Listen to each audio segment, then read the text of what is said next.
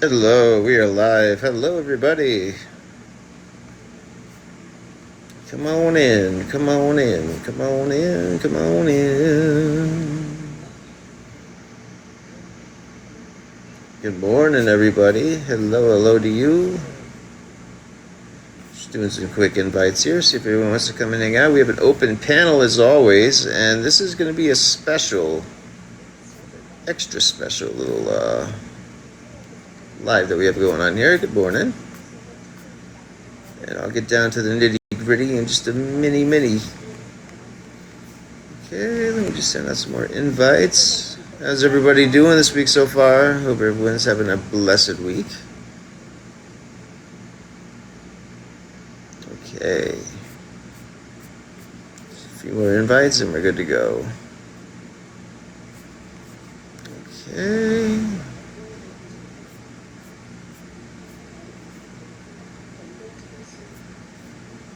Alright. How's everyone's work week going so far?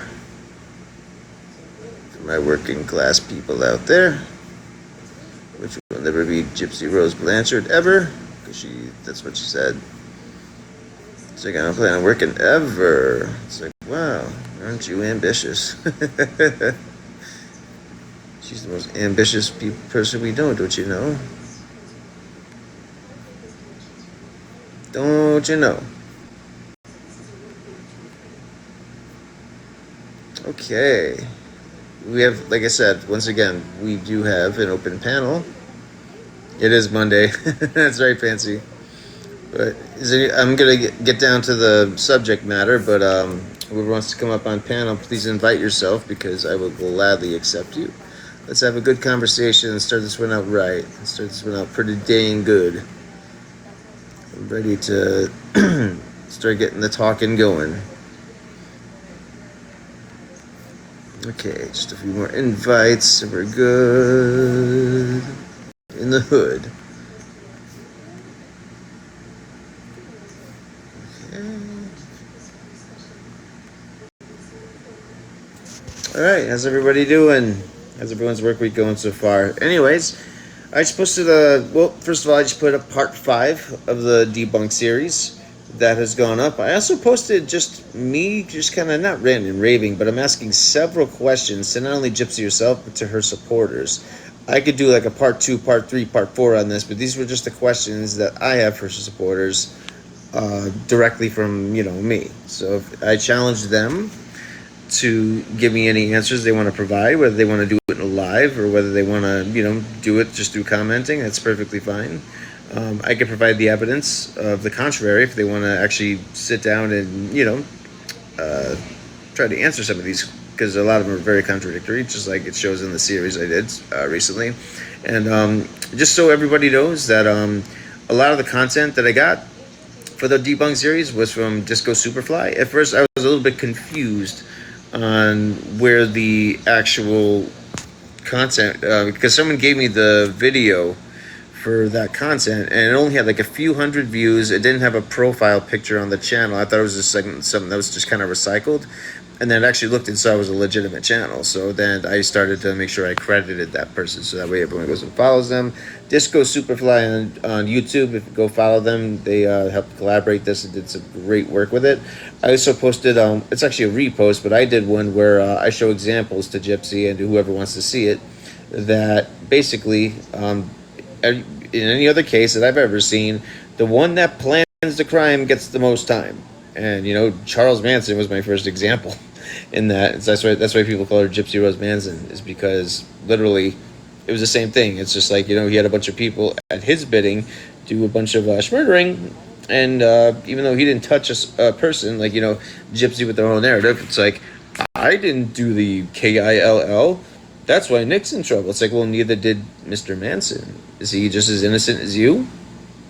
Should he have just gotten, a slap on the wrist for 8 years, come out with his own reality show? How come he didn't? What is it? Is it Missouri privilege? Young female pipsqueak privilege?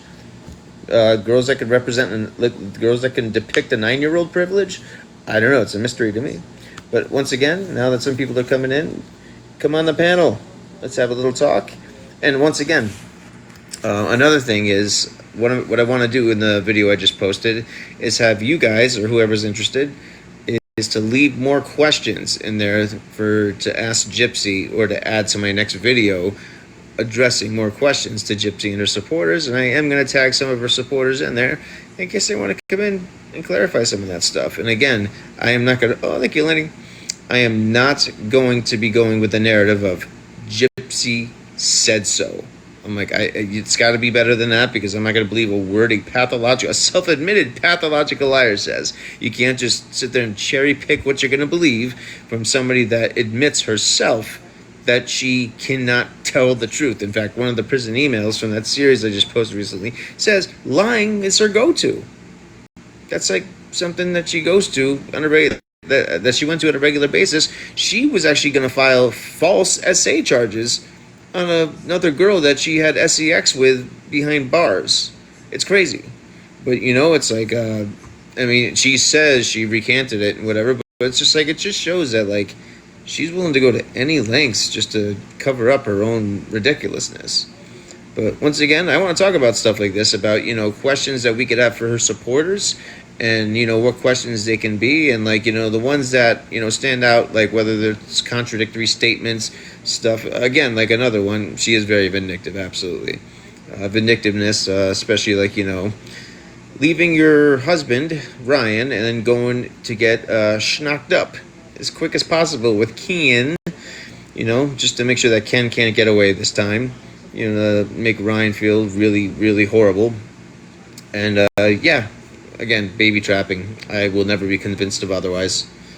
I mean, look how I found out about the baby before I found out that they get back together. That's how quick, insanely quick, that, before I even found out her and Ken got back together, heard about the pregnancy first. That's how freaking fast it happened.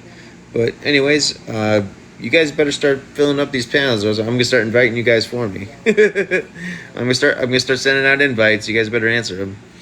Well, you guys can do whatever you want, but I do want to have some conversations with you guys. Yeah, she did plan that, getting knocked up. Absolutely, she did. Again, I will never be convinced of otherwise. It's just too convenient. The timing is just way too glorious for her to, basically as soon as her and Ken make contact with each other, she's basically prego from that day forward. I wouldn't be surprised if it was on the first try. Oh boy.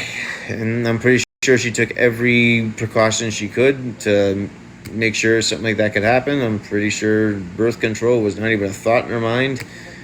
But, that's Gypsy for you. And that's one of the most tragic things about this, is that she has brought an innocent child into the fold. But, all right, I'm going to start inviting people, see if they want to come in and talk. Fancy, I'll invite you in if you want to come talk. Let me see. Who else could want to come in? All right, let's see.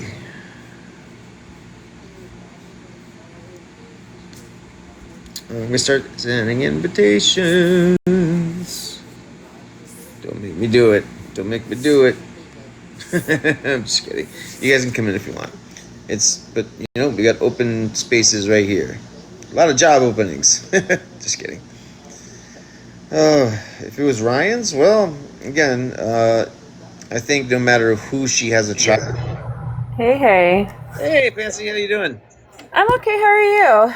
It's a Pretty good. Monday. So, oh, it is a Monday. That's very true. So I can understand people's hesitation today. Now, one video I just posted, I literally just posted it, is a bombardment of questions because I've been doing the debunk videos lately, and I Right. reiterated to a few of them. But I'm challenging her supporters to come and answer these questions as cohesively as possible, if at possible at all. Because again, all the ones I'm asking are basically contradictions or are found in medical Right. records.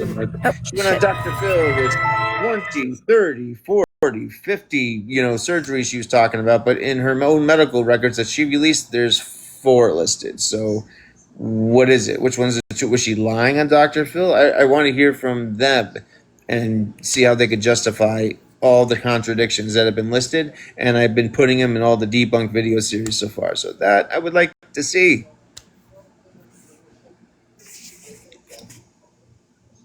Hello, Becky Sue. Hope all is well. Yep. And good morning, everybody else. But yeah, I encourage everybody to go watch that video and leave questions for Gypsy and her supporters in there, and I will include them in the next video. I'm going to do a part two with it. I could probably do like a whole series with that just itself of just asking the questions, and I would be very impressed if one of them wants to come on, not on the basis of Gypsy said so. That's just not going to happen. If you have evidence, as Bree says, she has 8,000 pages of medical documents, not only medical documents that we don't deserve to see, her words alone, but also that she's able, even though she has no medical training, I do. Sorry about that. My husband called in right as you were talking to me. So I have Well, that's no okay. idea what you even said about the reaction video and the questions.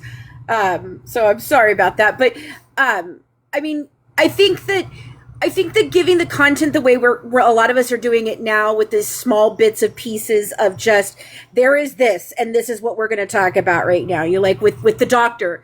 Steele. I went through every single thing he said, and every single thing he said on Lifetime Confessions was a lie that I could prove through the medical records, and I think maybe that's where I'm at right now, because I feel like anything else that we're doing is just it's falling on deaf ears at this point. I think we've put everything out there we can possibly put out, as far as to the public as content creators. Yes, we need a documentary, of course, and I'm working on one, but I feel like maybe giving them the bite-sized pieces that they can't refute, and not focusing necessarily on the Gypsy piece of this, but the other people who made this happen the way it did. I Yeah, don't know. it's yeah. Like my main, like, well, first of all, like I think we are making a good impact because like everywhere I go, well, first of all, anytime Gypsy starts like collaborating with somebody or has a sponsor Right. collaborating with her, lots of people go in there and be like, "Are you aware of what she did? Are you aware of some of the FOIA file?" And plus, also, Right. I was looking at some story that Nancy Grace was reporting. It might have been on Nancy Guthrie or something like that. But I saw in this in the comment section, like, Nancy, I would really like to see you cover the Gypsy Rose FOIAs, and Well, it was she like, used to be a big supporter of Gypsy, as we all were. back in the day, but that was long, long, long before the FOIAs came out. So I would love to hear from Nancy on the FOIAs and see what she thinks today. Yeah, and I understand that Nancy's like, not for everybody. She's a very acquired taste. I personally love She her. is. Like, She and I can understand that. You know what I mean? Some people don't like her demeanor or her accent, or she's a little bit Well, too over that's the what top. some people don't like about me either. So, she's very direct, she's very blunt. But if you read Nancy's book about what her life was like and what inspired her to become a lawyer and all of this, it's very interesting, and you begin to understand the brashness and the bold Fiance way was that she is, murdered. Her fiance was murdered. Yeah, exactly, exactly. And that's what made her become what she is today, So, you have to know that about her. I have a personal relationship with a couple of her reporters back in the day through, I'm friends with Joseph Scott Morgan and a bunch of the people that hang out on her panel. And I got to really know two of her reporters. One of them passed away recently. But through them and getting to know Nancy in that way, it really changed my opinion of her. Because at first I was like, this woman is always just, angry. But I would really love to hear her opinion on this at this point. I think she's not afraid to admit she got something wrong. So I would love for her to come out and really give a really good commentary on all of this. Absolutely, and I do think there's going to be eventually going to be a documentary, hopefully one that hits Netflix or something, kind of like The Crash and Maternal Instinct. I want to see it on that level where it's like #1 worldwide of like, Yeah. Gypsy Rose, the FOIA files. You know what I mean? Right, Something like that. I want to see something with that shows like, you know what I mean, that the narrative of the Shabuse has basically been one big dupe the entire time. And again, it's just like one of the questions I do ask in the video I just posted is like, if all this abuse was true, how come she didn't say anything to the investigators when she was being interrogated? Dee Dee's already gone, so she can't use that excuse. And then how come she also didn't say anything to Rod and Christy over the phone, Yeah. over the jail phone calls, or anyone she called over the jail phone calls? Never. And also, Never. how come she said nothing to her lawyers when she first met up with them? It's like, they had to come up with the abuse narrative. Hi, Mother Loving. And just, yeah, just, if that were true, it's like, and they said, if she goes to trial, she's going to go away for life. Well, if she truly was abused and they can prove this, it's like, why would she go away for life? That doesn't make They any knew sense. they couldn't. That's the thing. And that was why getting the interrogation video was the turning point for me. Because at that time, I didn't have the FOIAs. I didn't have this information. We just had our gut and what we could piece together from certain pieces of information. Because I was the first one to get the actual first FOIA from Dan Patterson, and he sent it to me for free. And I was the first person to put that out there for everybody to read. And that was the beginning of us really kind of coming together and understanding this. But for years before that, we had nothing. We were just going by whatever she said, whatever we had, the documentaries. And so when the A&E producer finally sent me the whole interrogation video, I sat there the whole time going, come on, Gypsy, when are you going to tell him? Come on, Gypsy, when are you going to say it? When are you going to say it? But my mom abused me. But my mom did this. But my mom did that. But did it? And it never came. And I watched the breaking moment for me, first was when she acted like she didn't know that her mom was dead. That was really kind of crazy to me. But the real break for me in the interrogation video is when Stan Hancock gives her the out of, did you know, or did he do this? And did you try to stop him? And she immediately, you can watch her face shift. And she immediately turns and she realizes, oh, he just gave me my out. And she just throws Nick so far under the bus, it's not even funny. And I watched that happen and just went, oh, we are dealing with something I didn't know we were dealing with. Like, right. Because I've dealt with sociopaths before and psychopaths before. And so I saw it in that moment and I went, oh boy, oh boy. The moment and it shocked all of us to a core. Yeah, the moment for me especially was when she was in the interrogation room, and believe me, she was willing to talk about anything except else. Yep. Magic Kingdom to her mother's cooking, and you know what I mean. She's trying to really shine a really beautiful light on her mom to make it look like she would never do this, And then on top of that, it was just as soon as they came in, oh, your mother's been unalive. She's like, she has this Pee Wee Herman look on her face because that's exactly who she looks like. She's like. Yeah, right. No, they can't be doing it. I'm just like, this is the worst liar I've ever seen in my life. And plus, plus one thing she can never get away from is if Nick did all this and did it on his own and he was a sick person, why are you in a hotel room with him 48 hours later? Laughing and eating these brownies and eating something else and all that other stuff. You're not gonna get away from that brownie video. It's just as soon as it's the next thing you see from the timeline is after the murder, it's them laughing, cackling, and having the time. She blamed it on. I was on drugs. It's just there's always an excuse with her. Yeah. Always. And then to watch her on Dr. Phil, where he asks her about Nicholas and how does she feel about him, and instead of saying if the abuse had been real and this was a real story, then the answer would have been, I don't think what he did was right. I realize now what we did was wrong, but he saved me from this horrible situation that I was in that I didn't understand how to get out of. No, what does she say? Oh, I hate him. I hate him. If I told a real man that, they would have said no. Guess what? You did tell real men that, and they did say no.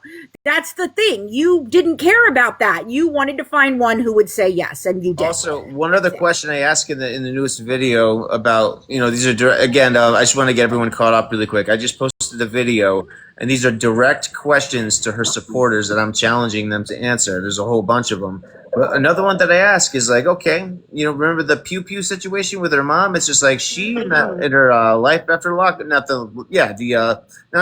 life after lockup, but the prison diaries one.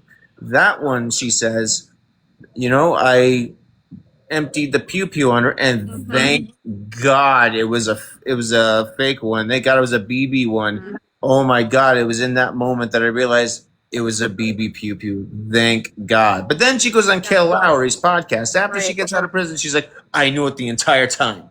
The entire time, I knew it would be. Well, first of all, even if that was true, you still unloaded whether it's pellets, BBs, or if it was a shotgun. Doesn't really matter to me. It's just like you still, with intentions to cause harm, unloaded a pew pew onto your own mother, and you're gonna sit there and say like you just had nothing against her, and you were just lost a loving mother. Again, she didn't say she did this because she was abusive. Nothing. Right. And you know that we never knew that story before Lifetime Confessions, right? We'd never heard that story before. Nope. We had the police report. She told on herself. Not the police report. We had the doctor's report of Dee Dee. Of the injuries. Going to the ER. But we never had the story. We never heard that story. We thought, okay, they got shot in a Walmart parking lot. We didn't know. We had no freaking clue. If that was the case, why didn't they check the cameras from the parking lot, in Walmart? Right. Yeah. So no boogeyman there shooting anyone. Exactly. So but it blew me away when she was saying that. I just stopped and I was like, oh my God, we always thought that was a truthful story. And now, holy crap, it was her.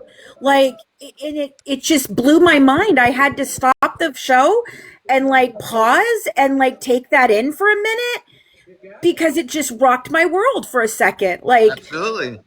I was oh my really quickly, God. I want to tell everybody about that video I just posted with all the questions. Now, I want you guys to participate as well. Everybody that's watching this, go to that video whenever you get a chance. If you want to, you don't have to. If there's any questions or contradictions that you think should be added in the next video, because I'm going to do a part 2, part 3, or whatever it takes. Please leave your question in there, and I'm going to include it in the next video, or I'll just reply to it like in a reply video kind of thing. And do it that way. Either way, I would love to have your guys' input on what questions you have for her, or whatever challenge you want to give to her supporters on certain aspects. Now, here's an interesting one that I asked towards the end. Now, when she was talking about her birthdays, she was talking about how she didn't know her real age. She never had birthday cakes with numbers on them, even though I had pictures of them with numbers right on them. Right. That's a whole other story. But, let's play devil's advocate and say that's true. She did not know her own age, and, for some whatever reason, her mom manipulated her of her age. But when she's talking about the Barbie doll narrative, she is 100% sure of, she changed the age a couple times because I think she can't keep up with her own lies, but she was talking about her very particular age of when she was 4, 5, and 6 of what toys she played with then, and it wasn't until this age that she got, was able to play with Barbie dolls. It's like, well, wait a minute. I thought you didn't even know your age. Now you're very particular about your age when it comes to playing with toys. Yeah. So, you can't have that both ways. So wait, you didn't know your age, or you did know your age because you knew what age of what toys you were playing with when. So it's just like that. It's not like she's like, well, I still had a confusion about my age. I don't know exactly when I was playing with those toys, but I did at some point. No, she's like, at age this, my mom said I couldn't play with the dolls. And then when I turned this age, I was able to do it. Yeah, so it's just like, once again, it's just like when someone can't keep their lies straight and they go onto a different narrative where it requires her to talk about her age, it's just like, again, she's telling on herself. It's one of the most astonishing things. And it's just even crazier that, people are still supporting her knowing this. I think they had to push that narrative for a very specific reason, because knowing that I have the medical records I do have some from Louisiana. The birth date wasn't changing in Louisiana. Okay. There was no changing of a birth date from age 0 to 14. Okay. So do you believe for one second that all of her medical records just got washed away into the Louisiana? I have them. No, they didn't. I know this is true. We know that they have them, and I know that Mike Stanfield. I know Yeah, that Mike digital Stanfield record. had her pediatrician records from there because they told me they did. So that's what I'm saying. No, these records were not lost. They were not swept away in Katrina.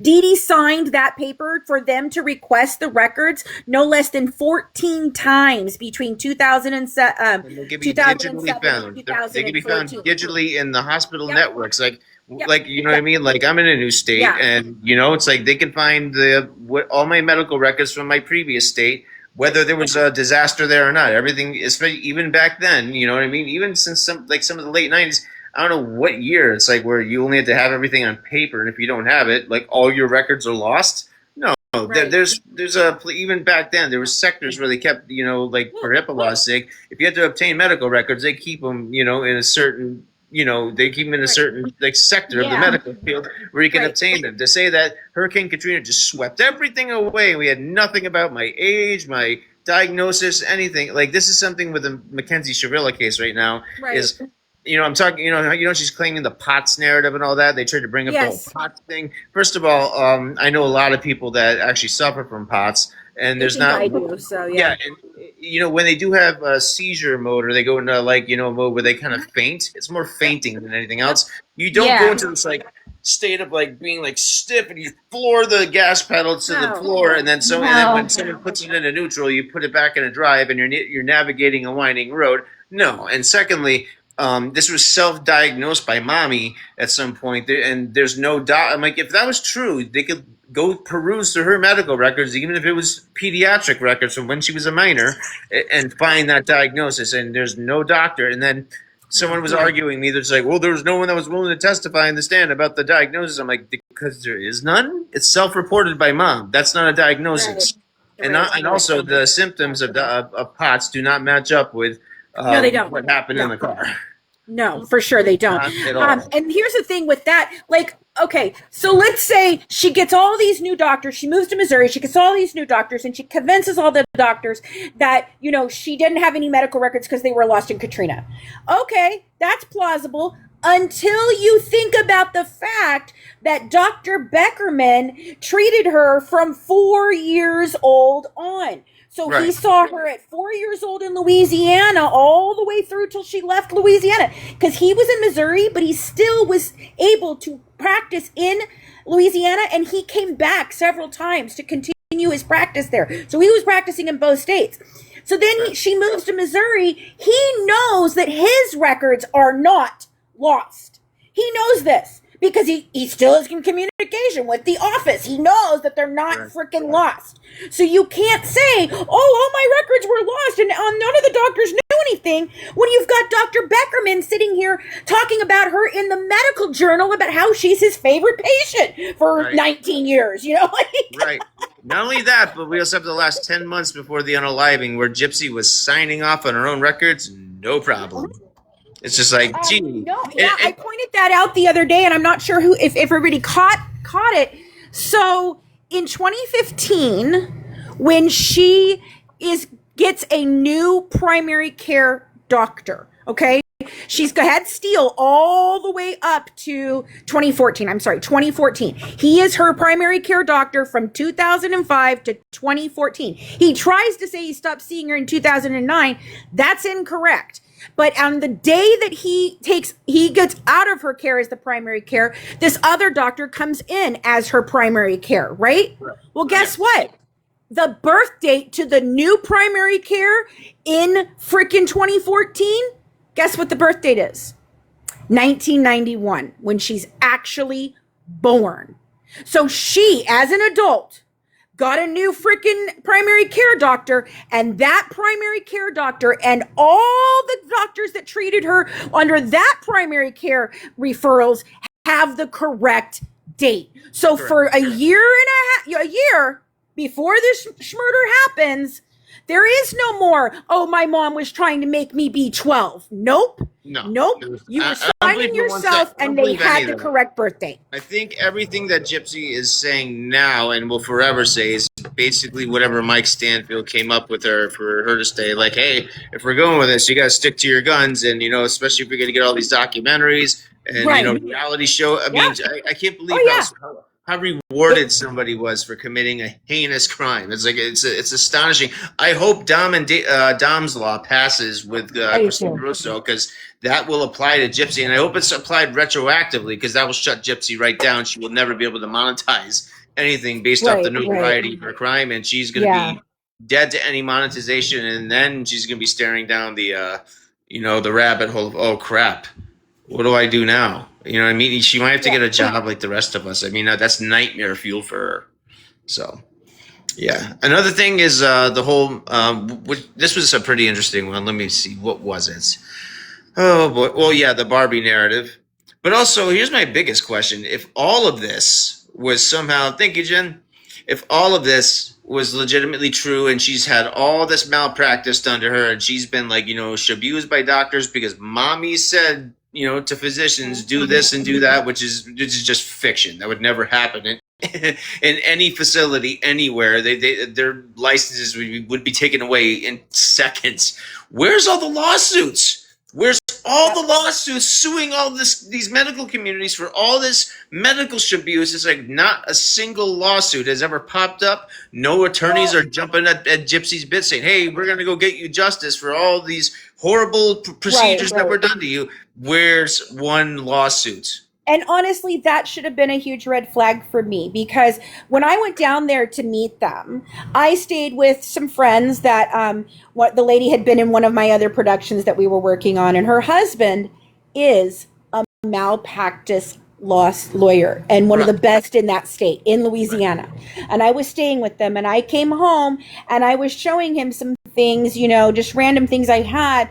And he's like, I can't believe she did a day. Like, I could have got her off. I can't believe this. And he's like, how do we help her? And I said, well, we could help her sue these doctors. And he's like, all right, no problem. He was going to do it for them, on contingency, on, no, nothing down, nothing. I gave her, Christy, the information. He kept asking me, hey, she hasn't called. Is she going to call? And I kept telling Christy, I'm like, dude, he's going to take this case. Why are you not calling him? Oh, I don't know. I've been busy. Oh, da, da, da, da, blah, blah, blah. And he finally was just like, I'm too busy now. I can't do it. Like, I'm not going to be able to do it now. I know this should have been for me a red flag, but I just thought she was busy and not well and whatever, like, I was so naive. So naive when I started. Would be too busy for like a multi-million-dollar lawsuit that could be, if everything they say is true and they got proof of it, would be like a slam dunk for them. I mean, you're too busy for that. I thought, well, we're still trying to get all the medical records, so we don't really have everything. Like, it was a thing, and I guess I wanted so badly to believe the story that I did overlook things I shouldn't have overlooked at the time. I do understand once how again, people it's like do that. they try to make Dee Dee like the mace of the face of Munchausen by proxy. But again, you have Gypsy admitting to Nick in the FOIA videos that she was lying about her ability to walk. Yep. And stuff like that. And also, I don't respect any of the Munchausen by proxy experts that have signed off on this whatsoever. Right. One of the questions I do ask in my video is, okay, let's say for a second that, because her claims and everyone else's claims that, oh, Dee Dee, once again, persuasive mommy can get anything done in the medical sector, the police, she can manipulate everybody, apparently. It's amazing what you can do with cookies and milk, right? Right. So basically, my whole shtick was, it's like, okay, let's pretend for 1 second that this narrative is true and that Dee Dee told the police, like, hey, don't believe anything my daughter says. She's got the mental capacity of like a 6-year-old autistic child or whatever she said to her. Said to them. It's like, okay, let's pretend I'm Gypsy for a minute. Wouldn't Gypsy, or this would be a suggestion for her, if her mom really said, first of all, Gypsy can articulate herself perfectly fine. Those FOIA videos to Nick sound very articulated and, very calculated. So it's just like, that doesn't sound like the brainchild of a 6-year-old to me. Anyways, wouldn't here's something you could do to debunk that in about 2 seconds. You roll your wheelchair down or whatever. You should go with Nick by herself, with a friend, the police, whoever. Go down to that police station, jump out of that wheelchair and start running circles around it and saying, hey, my mom has been making me sit in this wheelchair for all these years. and has been abusing me with all this medical stuff and making me lie about all these cons. I don't want to do it. Do you really think if a police officer heard her articulate that and show a clear example of one of the lies being debunked right there and be like, yep, she's got the mental capacity of a 6-year-old? Yeah, for And plus, sure. if she had the mental capacity of a 6-year-old, how does she have the ability to sign off on her own medical records? How does she have the ability to Doesn't stand and he? talk at every fundraiser there ever was? And people Right. said she talked eloquently and she could move a whole crowd to donate. No shit. Yeah. You know, like, Right. So it's just yeah, like I don't understand if she had the mental capacity of a 6-year-old, then she was one smart 6-year-old. 6-year-old for sure. For Like sure. I was pretty blown away by this, and yeah. Oh, just really quick, Ghostface, do you have anything you want to add? Yeah, I have a question. Sure. I've seen most of the documentary, but question is, was she involved with the case? Because people say Nick was part of it. Who was actually the one that did it? He was the muscle, but he was manipulated over a good 2+ year period. He had level 2 autism, and he never really, his gypsy targeted, including Ryan Anderson, men that were very kind of vulnerable, not too much experience with the, girlfriend, like attention from women field, and she was a big love bomber.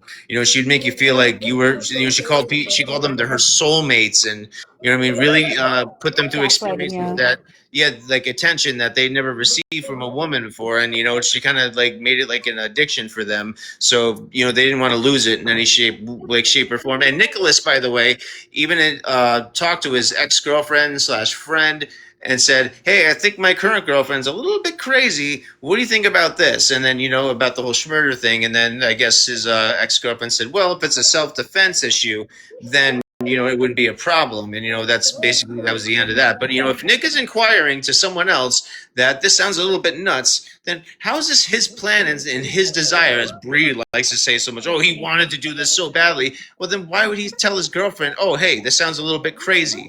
Why wouldn't he sit there? And plus, like, again, according to Gypsy herself, even when they were engaging in things, whether it takes place in a movie theater bathroom or in a hotel with brownies, he couldn't even build a tower, if you know what I mean, when it comes Right. to being in bed with him. So it's Right. just Who was like, it? Apparently, he had a dark side of him. I mean, No, okay. I The think a dark lot of that side, had to good do with. I side think thing. Gypsy Yeah. created this little alternate fantasy world, and he was just trying to match the energy to impress her. That's the impression I'm getting, because whenever I see him talking to the camera, it's like the worst thing I heard him say is, "We're getting married, and I'm gonna treat you like a princess, and that's the end of it." I'm just like, Right. wow, Right. so Right. scary. Um, I don't know. I And like I think that said, was a lot of that anything was that I've heard from fostered by him, Gypsy. I think a lot of that was fostered by Gypsy, it was. because he's not the only one that has these dark sides. Dan had a dark side. Dan Glidewell. David had a dark Dan side. They Glidewell. It's like, all, what if the? It's always anytime Brian Gypsy had a gets with dark side. somebody, it's They always all like had from it. dark fantasies. They all had it, Yeah. especially Yeah. Exactly. when she would go to those events with them. It's just like they all shared the passion, like the dark sides and vampires and like all this stuff that like had to Yeah. do with and she would sexualize just about every aspect of it. So you know what I mean. And Yeah. I think she admitted somewhere where she was like doing like she had some like hyper sexuality since like her single digit ages and stuff like that. Like really Yeah. crazy Yeah. stuff. I'm like, this girl Well, the just one had that it. I thought was interesting is they have told everybody for years before these videos came out that when he would be the Shireen character, the voices that would come out of his mouth were just so scary and da da da da. And then you play it and you find this, and the worst that he is like, okay, this is Shireen, and I'm gonna tell you what to do. Like, it sounds so ridiculous. It sounds like a 5-year-old playing a part, not a grown man trying to be scary. You know what Not I only mean? that, but also like Bree and the rest of them were really trying to like play this narrative, like, oh, Oh yeah. Nick would send her all these sheets that she would have to read off of, and would like come up with all these Bullshit. scenarios. I'm like, I don't see her reading off a teleprompter anywhere. She seems to be No. just coming up with this off of like off the top of her head, pretty cohesively. It's just like I don't don't see any evidence of her looking at a teleprompter or reading from anything. It's just like, she's speaking very quickly. She's speaking very assuredly. It's like, you know what I mean? And plus, like, there was that one video, thank God we didn't have to see it, but we heard it about her putting the camera and showing off her shaving in certain places that we shouldn't. I hope that camera got sterilized in some way or thrown away. But you know what I mean? It's just like, oh, look at this and look at that. You can look at it. It's just like, who does that? I'm sorry. That's ridiculous. That's gross. Yeah, it's all weird. But It's all again, weird. to believe Gypsy Rose's narrative, you have to turn your entire world sideways. You have to completely ignore all the FOIA evidence. You have to ignore all of common Yeah. sense, and you just have to go ride or die based off of Gypsy said so, and that's all. It's just like it's It one of the is. most Yeah, it bonkers is. things. And how can you even like? It's so funny for them to say, "Well, Gypsy said this." I'm like, okay, but let's take out any one of the times that you say Gypsy said this, and I'll show you 5 alternate stories that Gypsy has told about that exact thing. Correct. I can name many alternate stories. Now, you know what I wish when I had Bree on my live last year. I just got done working because again, when I was working in Brooklyn, it was a 5 hour round trip commute. I was extremely tired, and I do this live with Ken one night, which was pretty nice. You know what I mean? I got along with him just fine, but you know what I mean. But Bree wanted to come on a couple days later, and she's like, she wanted me to have like everything ready, right. I'm like, well, first of all, you didn't give me any. Like, we know if we're gonna do a live and we're gonna talk about certain topics, maybe you should tell me what those topics are so I can prepare to talk about those topics and get the information that I in my notes ready to go right there. But she wanted me to have everything at the top of my head right then and there, and then she claims that she has 800 pages, 8,000, sorry, 1,000 pages of medical records, but she mentions it, but she's like, you know what? None of you deserve to see it. I'm like, so It's funny because the bring it only up? ones she can ever produce are the ones that I put out. Um, she didn't. Okay, here's the only text that she produced, and she had to really go through mental gymnastics to change it to the narrative she wanted. It's Right. one text message where basically they were talking about sex, of course, because that's Gypsy's favorite subject. Yeah. And I remember Gypsy said something to Nick to the effect of, well, we have all day tomorrow after the schmurder to do sex or whatever. And he goes, well, you're going to have to deal with my dark side first. Again, I think he's facilitating her fantasies. Her And then fantasies. Yeah. she goes, will you go easy on me? And that's all she says. She didn't say no. She's just like, will you go easy on me? And then in Bree's world, whatever mental gymnastics she said, she's like, that's a clear example of her saying no, and I'm pulling out of this. I'm like, so because she said go easy on me, that means no, and I want nothing to do with this or the schmurder. I'm like, how'd you go from A to B with that? Other than that's Right. just your wishful thinking. I'm just like, Yeah. that's not the case. Go to the brownie video, and there's your answer. Yeah. Yeah. Yeah. I didn't see her too terrified there. I didn't see her in any active resistance there. She seems to be quite humored with what's going on, and she seems to be taking the lead in just that whole scenario. Like Nick is barely talking.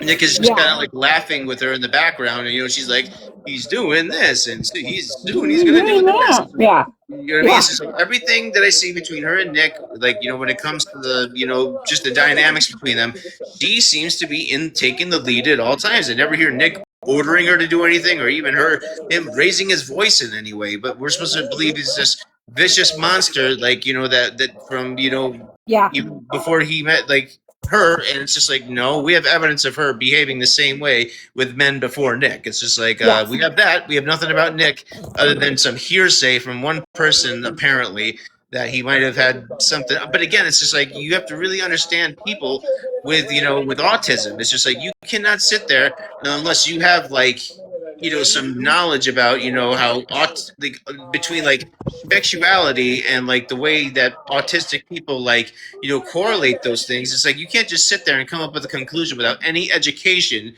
of knowing, like, how autistic people think. And again, it's just like, even when they were engaged in such things, Gypsy herself said he couldn't get it up.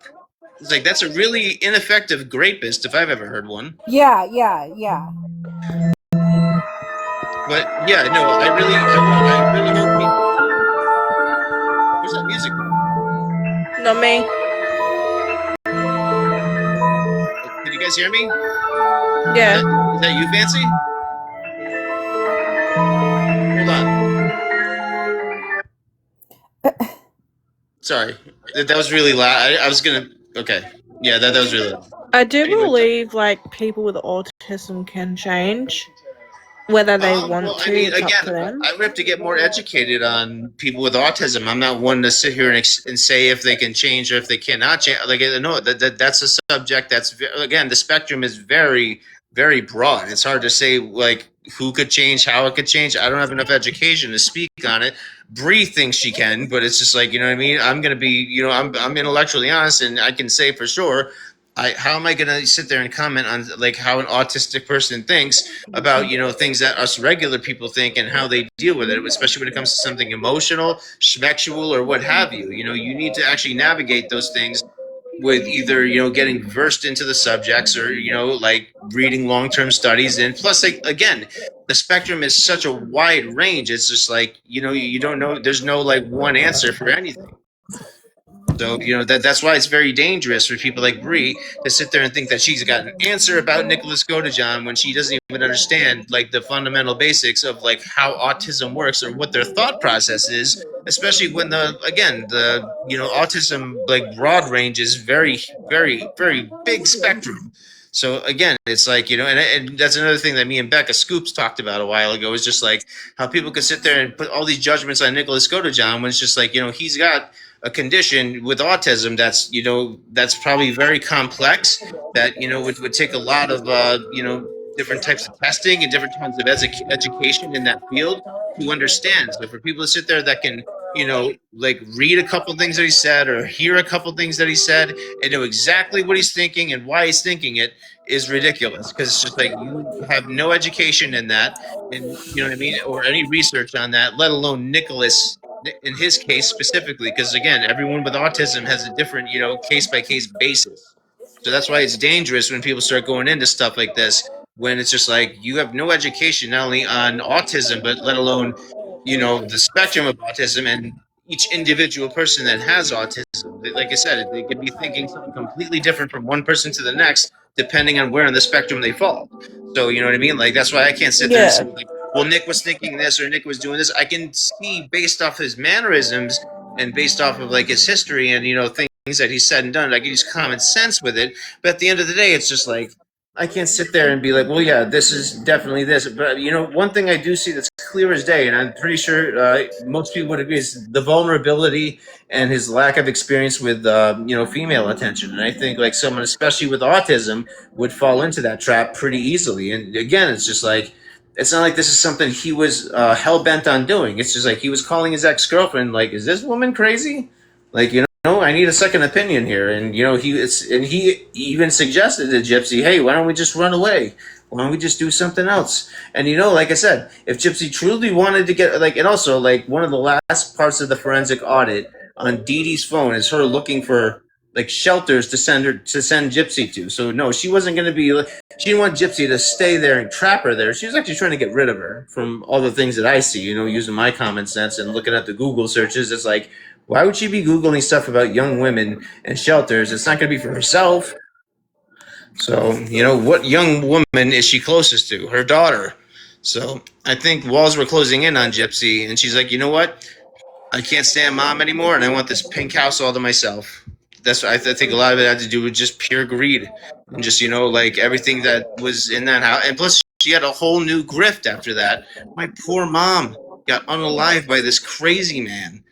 Oh my God, poor me. You know what I mean? It's like that was another part of the motivation. I think is like she had a whole new grip, a whole new something new that she can gain sympathy from. So I think like yeah, that's just where it stands for me. But I think everyone that's watching should participate. I just posted the video of me asking questions to the supporters, and if you guys have questions, leave them in there.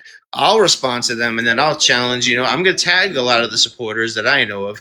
I don't care if it's Bree, Sheena, Dreamer, whoever. It's like they can come in and say whatever they want, and I do believe, like, I'm not defending or anyone, but I do believe that he's still a human being and he's still, he made a mistake, but he can learn from that.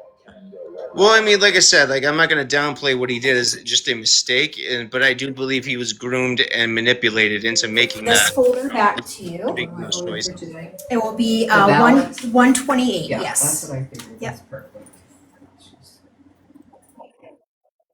Sorry, Irene, I did mute you for a second. It was kind of loud on your end, but yeah, just altogether, like I said, with Nicholas Godejohn, I think the system failed him horribly by just throwing him away and not even giving him any mitigation. I thought his autism, especially, and the fact that there's documented proof that Gypsy was pushing and pulling, pushing and pulling and pushing and pulling with, that whole, like, I'll break up with you if you don't do this. We're done. We're back. We're done. We're back. Got to do this for me. Kind of, you know what I mean? That how that didn't go into mitigation absolutely floors me.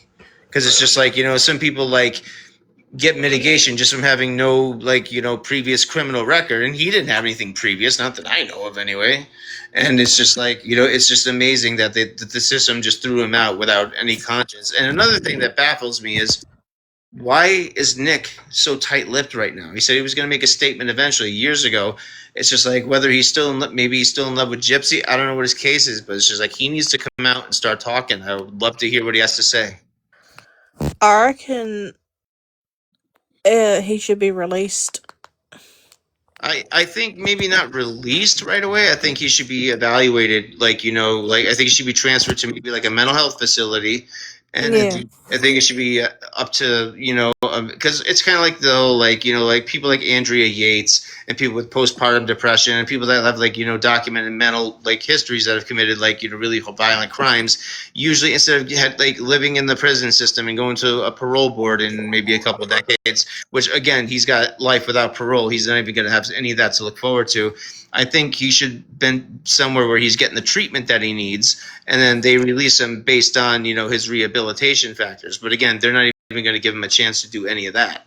So it's a little bit crazy that, you know what I mean, that the system's just gonna throw him away just to use him as a patsy because, you know what I mean, like they gave Gypsy this plea deal and they need someone held accountable to the fullest extent of the law. So they look over to Nick. It's like, you're gonna be the fall guy, buddy. And it's just a travesty of justice. And it's just like, no matter what, like, again, it's like, no matter where I look, like, when some people are talking about, like, I would love to see the next big documentary that comes out on Netflix is like Gypsy Rose, the FOIA files. I want to see that. If I saw that, then that would dismantle, like, her entire narrative, even though it has been dismantled. But I mean, to the masses, because, like, what was scary? I did a video recently responding to a girl named Shia, where she's just like, "Oh, there's this conspiracy theory about how Gypsy Rose was in it all along, and she played some bigger role." It's like, well, and then instead of, like, attacking her and giving her my own narrative, I'm like, let's listen to the horse's mouth. And I go back to the Nicholas's trial where they ask her two questions: how did Nick know when to commit this crime, and who planned this crime? And she goes, I did. So that's not a conspiracy theory. That's something out of Gypsy Rose's own mouth. So it's funny that, people that think they know the case are coming on there on a soapbox thinking it's like, oh, she didn't do anything wrong. It's like, you didn't even watch the trial. You didn't. I know she has a baby now. Who does? Gypsy. Oh no, we know about Aurora. Aurora's been around for a while, but again, like that's an innocent victim in this, in my opinion. Oh, She's collateral damage in this entire situation. And again, I think, like, the baby was for, a plot device for Gypsy to make sure that Ken can't leave as easily as he did last time, and, you know what I mean, she can attach herself to him for the rest of her life, through this baby. Because he already had the ability to tell Gypsy bye-bye once already, and she wasn't willing to take that chance. So she's like, how can I absolutely hold this man down as quick as I can? Well, just get preggo. And she did it, like, so fast, it's like it made my head spin. I'm like, wait, I heard about the pregnancy before I even heard about her and Ken getting back together. That's how fast that happened. I'm like, that's quite astonishing. But yeah, anyways, like, my biggest thing is, I just want to come on here and just, like, first of all, say hello to everybody this Monday morning.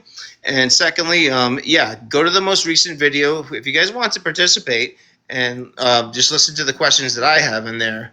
And I want you guys to come up with your own questions so I can put that in the next video, and things that we want to address our supporters with. So it's like, if you have anything that you want to add to that, leave it in a comment in that video, so that way, you know what I mean, I can put that in the next one, and we'll see how many of her supporters come in there. And again, I told them in the very beginning, we're not going to go by Gypsy said so. Because again, it's like if we're just going to go by her words, then it's going to be debunked in 3 seconds, because she's talked about most of these like situations, and contradicted them in like another narrative. You know what I mean? Like the BB Pew Pew, for example, and the whole Barbie dolls thing, and not knowing her age thing. It's like like literally during the debunk series I just posted part 5 also recently today. Like these are things where she can't have it both ways. Her supporters can't sit there and watch it and be like, well, it's both. It's like, no, it's one or the other. It cannot be. It cannot be both.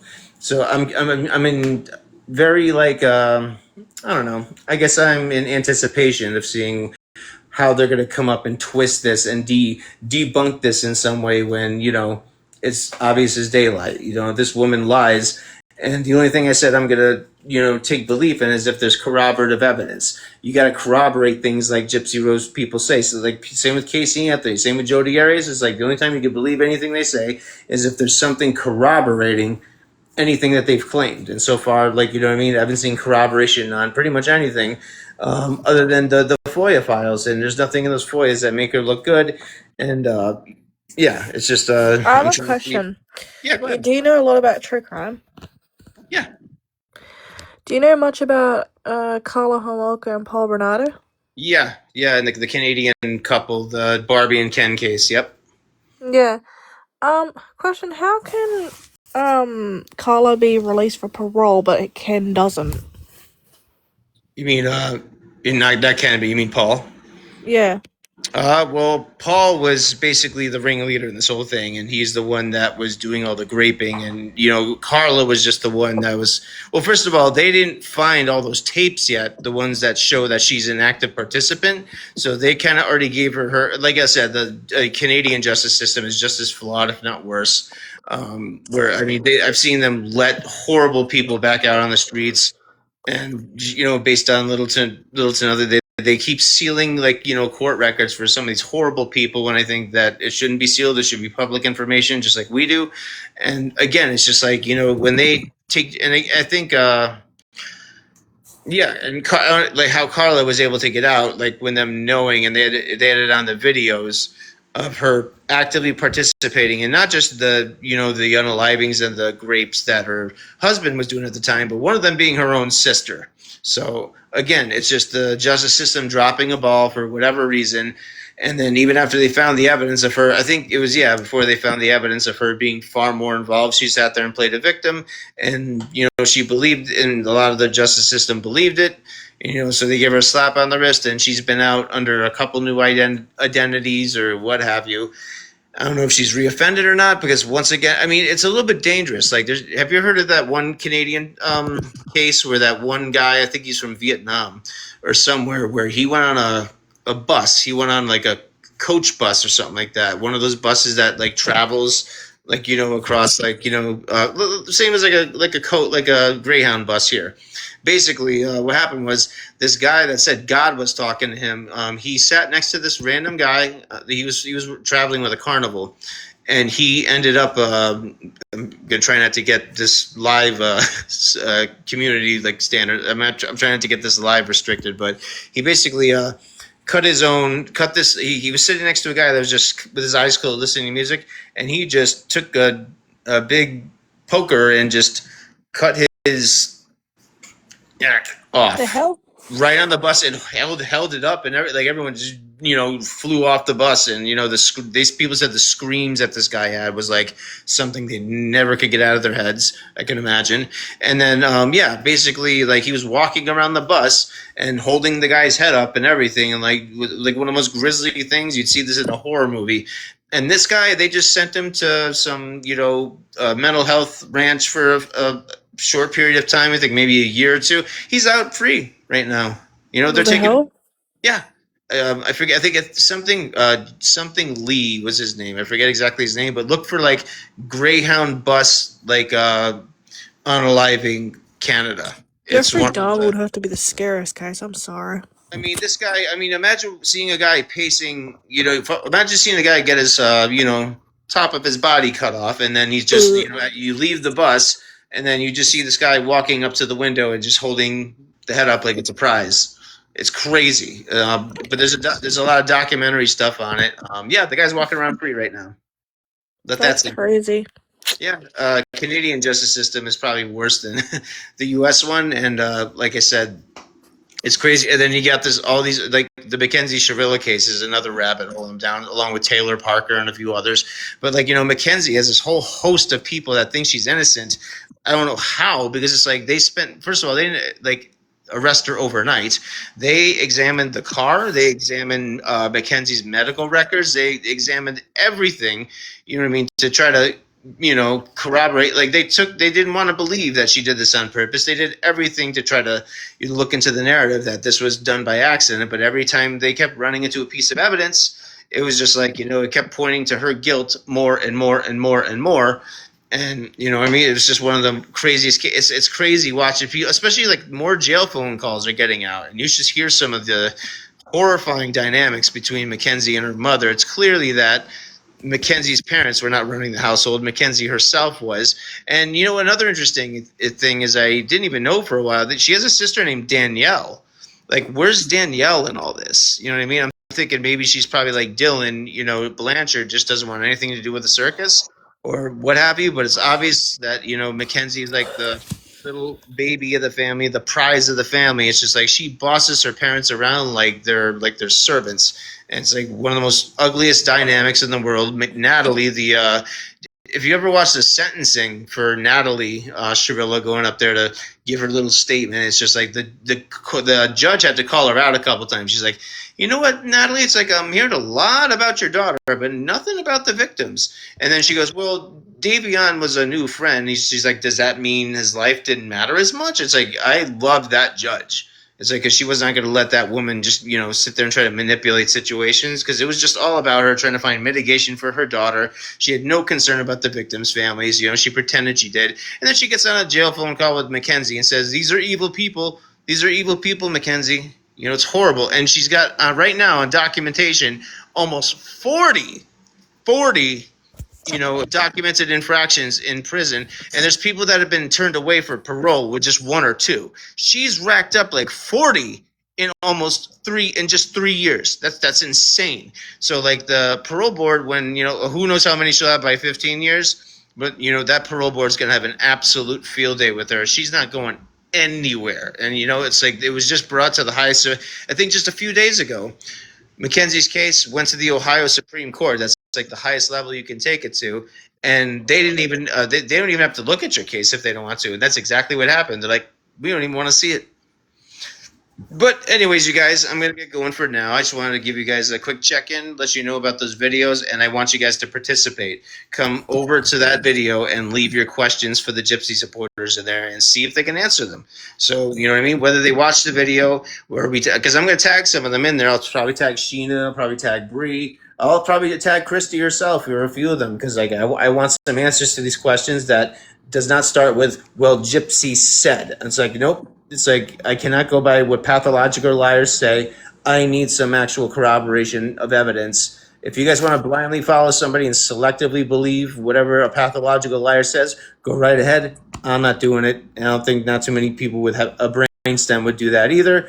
You know what I mean? It's, of course, they have a bias. They're going to believe whatever she says, and no matter what she does. I think even one of them, I think Sheena even admitted that she could reoffend. She could do something heinous, and she'll still stick by her. I mean, if you want to have blind ride or die faith for them, then go right ahead. But it's just like, that's dangerous. That's dangerous. So obviously Gypsy's got a very profound effect on people that are, vulnerable, like, or easily led. I don't know how to explain it. But anyways, guys, I'm going to get going. Thank you guys for coming on to the panel for a little while. And I'll talk to you guys a little later. Check out the new videos when you get a chance. And leave those questions in that video if you guys get a chance. You guys have a great rest of your work week. I'll check with you guys later.